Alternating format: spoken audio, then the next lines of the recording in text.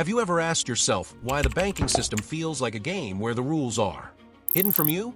Why is it that no matter how much you save, invest, or budget, the bank always seems to come out ahead? That's because they know something you don't. Today, I'm revealing 10 powerful money secrets that banks will never openly tell you, but once you learn them, you'll never look at your money the same way again. These are strategies that banks use every day to build wealth for themselves. And once you see behind the curtain, you'll start making better, smarter financial decisions that benefit you, not just them. Let's get into it. 1. Your money isn't just sitting in the bank. When you deposit your hard-earned money into your savings or checking account, what do you think happens? Most people imagine it sitting safely in a vault, untouched, just waiting for them to withdraw it. But here's the truth. Your money gets loaned out immediately. This system is called fractional reserve banking, and it allows banks to hold just a small percentage of your money in reserve, sometimes as little as 10% or even less in some countries. So if you deposit $10,000, the bank may only keep $1,000 on hand. The other $9,000 gets loaned out at interest. That same $10,000 could be flipped into multiple loans, earning the bank 10% to 20% or more, while paying you 0.01% interest in return. This is how banks make their money, by using yours. And they do this safely because they rely on the fact that not everyone will withdraw their funds. At the same time, secret, banks don't just store your money, they flip it for profit. 2. Savings accounts are costing you money. Banks love when you put your money in a traditional savings account. Why? Because it gives the more money to loan out and profit from. But here's the kicker. While your money sits in that account earning maybe 0.5% interest, inflation is chipping away at its real value. Let's break it down. If inflation is 3% and your savings account pays you 1%, you're losing 2% of your money's purchasing power every year. It's like a hidden tax on your wealth. Over 10 years, your $10,000 could lose over $2,000 in real value, even though the number stays the same on paper. Meanwhile, the bank has been using that money to earn big returns through lending, credit, cards, and investments. Secret: if your money isn't growing faster than inflation, you're quietly losing wealth every year. 3. Banks profit when you make mistakes. You'd think that banks want you to be financially responsible, right? But the truth is, banks are most profitable when you mess up. Here's how. Overdraft fees. Forget to transfer funds between accounts? That'll cost you $30 to $40. Late fees. 1 day late on your credit card? That's another $35. Interest on debt. Carry a balance? Now you're paying 18% to 25% interest. Loan penalties. Pay off your loan too early? Some banks charge you for that too. In fact, U.S. banks make billions every year on fees alone, fees that mostly come from low to middle-income earners. Secret: the banking system is designed to profit more when you slip up, even if it's by accident. 4. Minimum payments are designed to keep you in debt.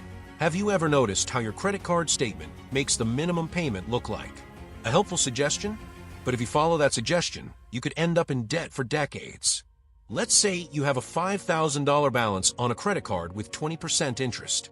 If you only pay the minimum, let's say $100 a month, you could be paying that debt off for 20 years or more and end up paying double or triple what you originally borrowed.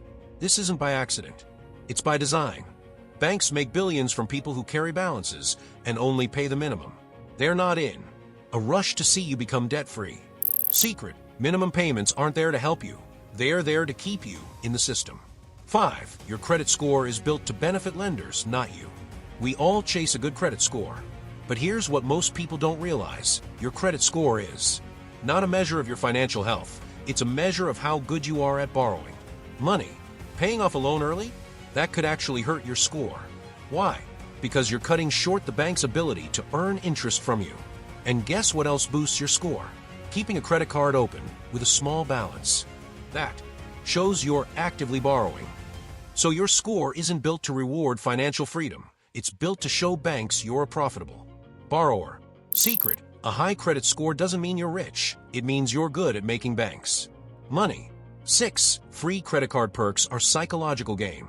Credit card companies love offering cashback, travel points, 0% intro APR, bonus miles. But here's the game.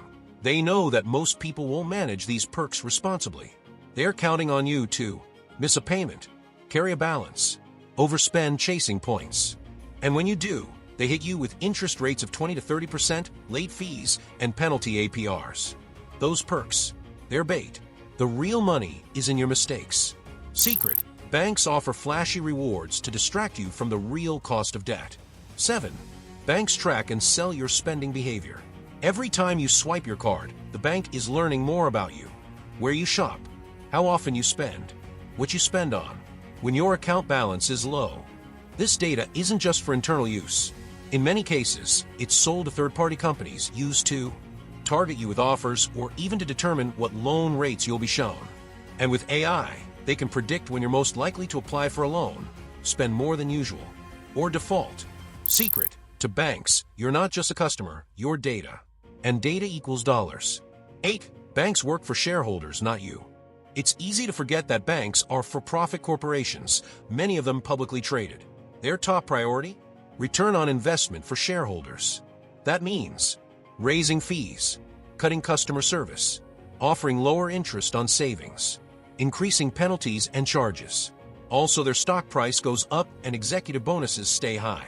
You, the customer, you're part of the profit model, not the mission. Secret: banks don't exist to serve you. They exist to serve their investors. 9. Mortgages are structured to favor banks. Buying a home is one of the biggest financial decisions most people will make. And while owning property can build wealth, the mortgage system is built to maximize interest. Income for the bank. In the early years of a 30-year mortgage, you're mostly paying interest. For example, on a $300,000 mortgage, you could end up paying $200,000 or more just in interest over time. And if you refinance or restart your mortgage, the clock resets and the interest cycle starts over. Want to beat the bank? Make extra payments toward the principal early on. It cuts years off your loan. Secret: the system is built to keep you paying interest as long as possible. 10. You can be your own bank. This is the one thing banks really don't want you to realize. You don't need them as much as they need you. With the right tools, you can invest in assets that generate passive income. Use high-yield online accounts instead of traditional savings. Eliminate consumer debt and take control of your cash flow.